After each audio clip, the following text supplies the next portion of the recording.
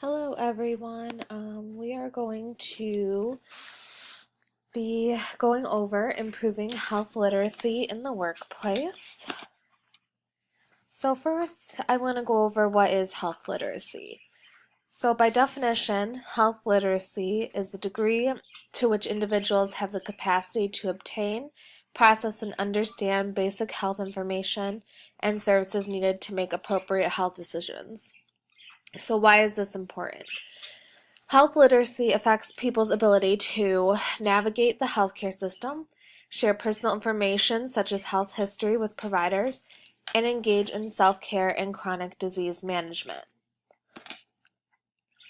So the key area of concerns that we are going to be going over is encouraging patients to ask questions and being able to utilize patient-friendly health education materials which are available, as well as take-home materials at hospitals and clinics, and all of that.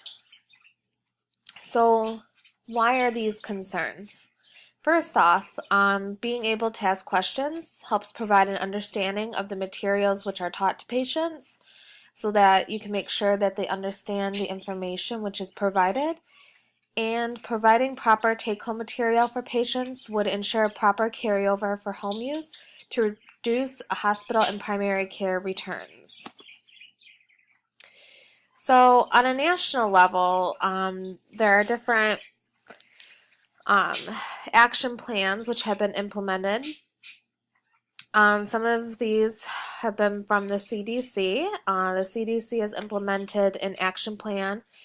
Some of the goals include being able to develop and disseminate health and safety information which is accurate, accessible, and actionable, as well as integrating clear communication and health literacy in public health planning, funding, policy development, research, and evaluation, and being able to incorporate accurate, standards-based, and developmentally appropriate health and science information, as well as curricula in educational settings from childcare through university levels. So there were two core principles that the National Action Plan is based off of to help improve health literacy. And those two core principles are all people have the right to health information that helps them make informed decisions, and health services should be delivered in ways that are easy to understand and that improve health, longevity, and quality of life. So there are also within that, there are 7 goals established to help achieve these objectives. I didn't put all of the 7 goals. I included a couple of them.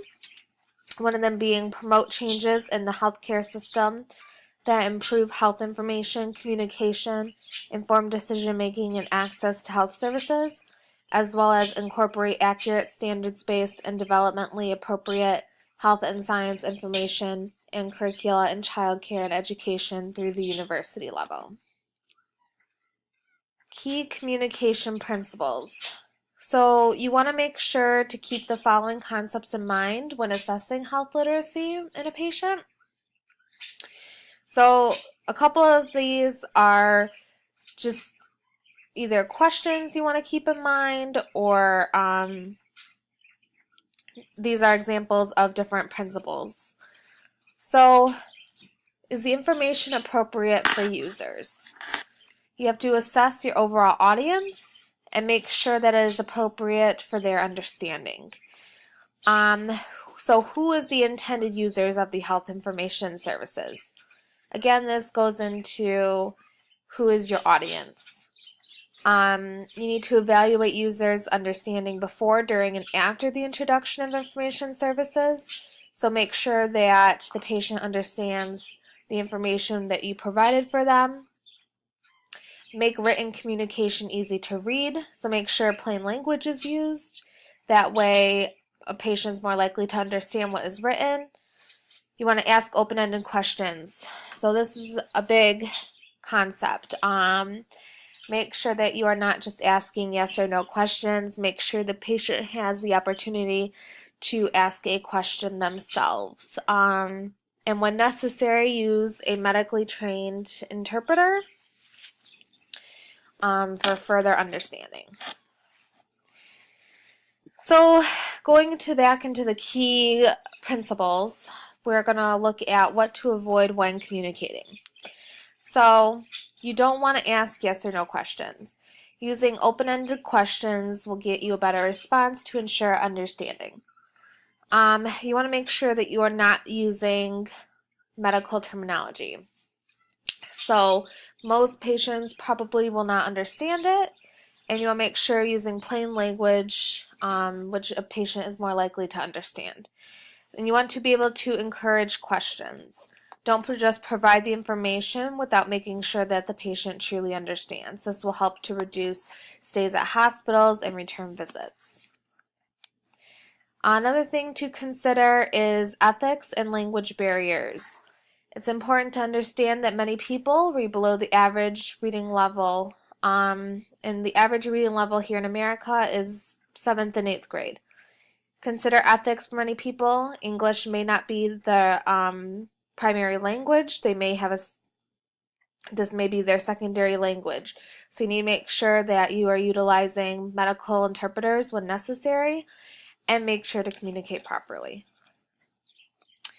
All right, so now we are going to go into the small group exercise. So let's get an understanding of all the information that we just learned. I want all of you to break up into groups of 2 to 3 people. And we're going to utilize those 2 concepts that we just discussed. So encouraging patients to ask questions and being able to utilize patient-friendly education materials as well as take-home materials. All right, so provided is a handout on asthma. I want each of you to take turns jotting down questions from the handout regarding the readability of the document. So one person is going to jot down questions, and the other person is going to listen to the questions and provide suggestions for ways to improve the handout based off of the person's questions. So this is a small group exercise. It should take approximately 10 minutes for the person to jot down questions and 10 minutes for suggestions from other group members. Then I want you guys to swap roles. So you're going to reverse roles, complete the exercise again. So our total time frame we're looking at is about 40 to 45 minutes, maybe longer if you are in groups of 3. So again, we are looking for the readability of the document, what might be difficult for someone to understand if they were at grade level or below as far as reading. Is there anything with medical terminology, anything that you think someone might not understand? So jot those down, talk it over with your group members. Other group members, you are to provide suggestions, and then we're going to swap. So then people who are providing suggestions, you're going to write down questions, and people who are writing down questions, you're going to provide other suggestions for your group members. So our objectives after this exercise, each individual should have gained a better understanding of being able to ask questions from the viewpoint of a patient as well as address overall readability. This exercise will also help to review the dissemination of material which could be handed out to patients upon discharge from the hospital to continue to improve patient education. And these are the references which I utilized throughout my entire workshop. If you have any questions, please don't hesitate. And let's go ahead and let's break up into those groups. Thank you.